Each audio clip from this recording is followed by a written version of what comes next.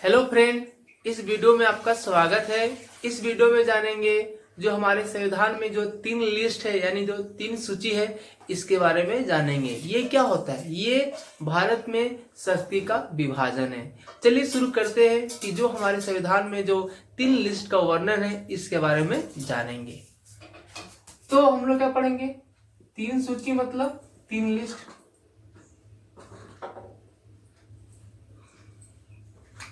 तो first list का नाम है, फर्स्ट सूची का नाम है केंद्र सूची। केंद्र सूची। सेकेंड लिस्ट का नाम है राज्य सूची। एंड तीसरा सूची का नाम है समवर्ती सूची।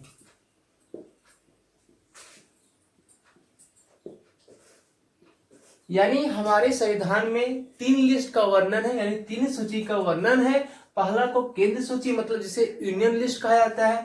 सेकेंड राज्य सूची मतलब जिसको बोला जाता है आपका स्टेट लिस्ट हो गया। और तीसरा जो समवर्ती सूची इसे बोलते हैं हम लोग कॉन्करेंट लिस्ट। ठीक है, अब देखिए अब इनमें कौन कौन सा सब्जेक्ट है, ठीक है, और कितना सब्जेक्ट है।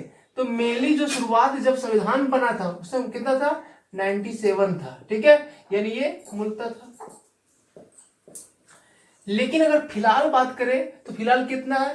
100 सब्जेक्ट है। मतलब जो संविधान का वर्णन किया गया, सब संविधान जब बना उसमें 97 था, लेकिन अब कितना है? 100 सब्जेक्ट। ठीक है, यानी ये वर्तमान में है। एवं राज्य सूची में कितना है? तो अभी फिलहाल कितना है इसमें? अभी है 61, यानी 61 क्या है? वर्तमान है। एवं मूलतः कितना है? 66, ये हो गया मूलतः। ठीक है, मतलब प्रेजेंट कितना है? 61, पहले कितना था? 66 था। समवर्ती सिस्टम कितना है? अभी कितना है? इसमें आपका है 52, मूलतः कितना है? 47 है। यानी ये हो गया मूलतः और ये हो गया वर्तमान।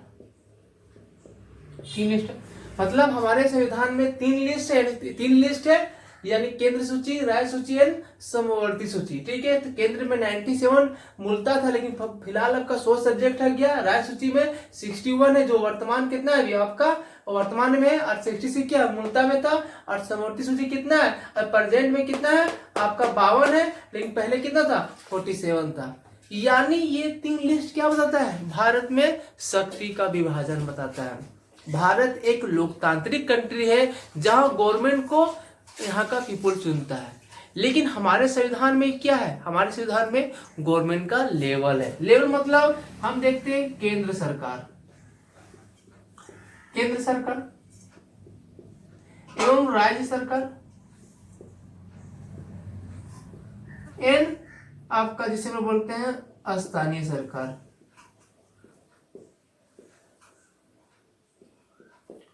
यानी सरकार, भारत में सरकार का लेवल है। अब भारत क्या है? एक संघीय व्यवस्था है।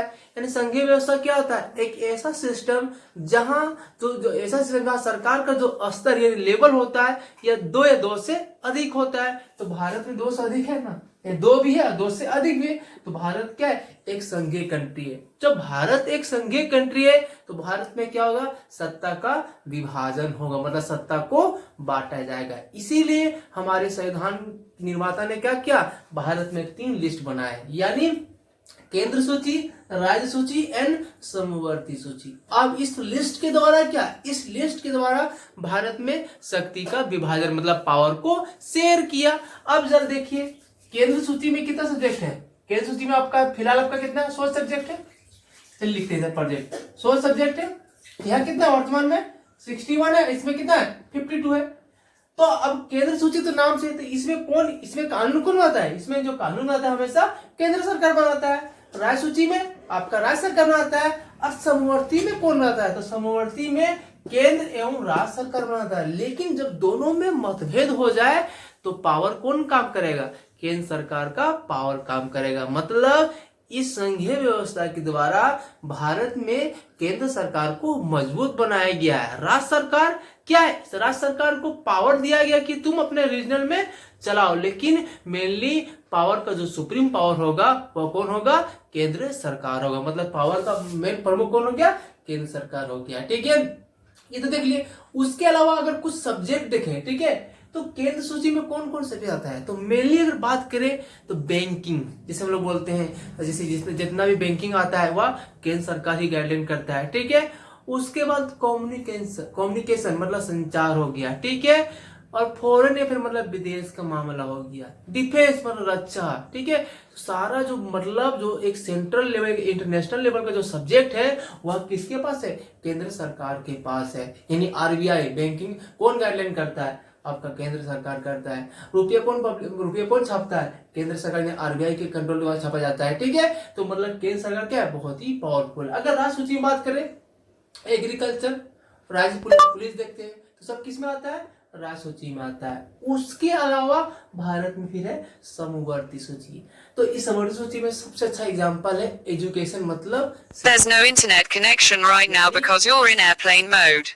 इस शिक्षा के द्वारा क्या होता है, इस शिक्षा के द्वारा मतलब समवर्ती सूची में केंद्र सरकार और राज्य सरकार दोनों मिलकर कानून बनाता है। तो मतलब पावरफुल कौन हुआ, पावरफुल हमेशा केंद्र सरकार होता है। मतलब यानी भारत के संघीय व्यवस्था में एक ऐसा सिस्टम बनाया गया है कि जहां हमेशा केंद्र सरकार का दबदबा होता है। यानी हमारे भारत में संघीय व्यवस्था है, लेकिन बस राज्य सरकार का क्या पावर दिया गया, लेकिन मेनली पावर का सोर्स आपका केंद्र सरकार के द्वारा ही कंट्रोल किया जाता है। लेकिन अगर आप अमेरिका में देखिएगा तो अमेरिका में जो संघीय व्यवस्था है वहां केंद्र राज्य क्या है, दोनों इक्वल है। यानी अगर मान के बात करें तो ये क्या है, 50-50।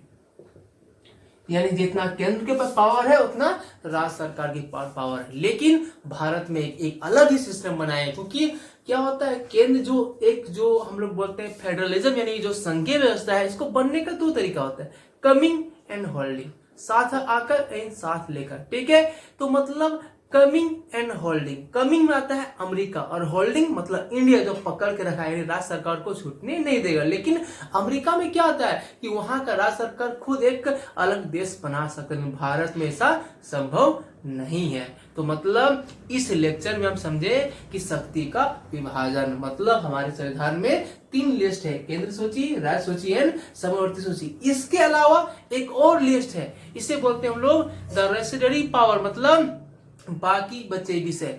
यानी ये संविधान बन गया, लेकिन कुछ भी अब 70 ईयर हो गए लगभग। ठीक है, तो जो भी नया सब्जेक्ट आएगा वह किस में जाएगा, तो वह जाएगा रेसिडरी पावर, मतलब बाकी बचे विषय में, जिसमें मेनली जो कानून बनाएगा वह केंद्र सरकार बनाएगा। और इसमें कौन आता है, जैसे कि अब देख लीजिए कंप्यूटर सॉफ्टवेयर, तो ये क्या आएगा, बाकी बचे मतलब रेसिडरी पावर में आएगा, इसमें केंद्र सरकार ही कानून बनाता है। अगर आपको वीडियो अच्छा लगा हो तो लाइक कर दीजिए और हमसे जुड़ने के लिए मेरे चैनल को सब्सक्राइब कर दीजिए।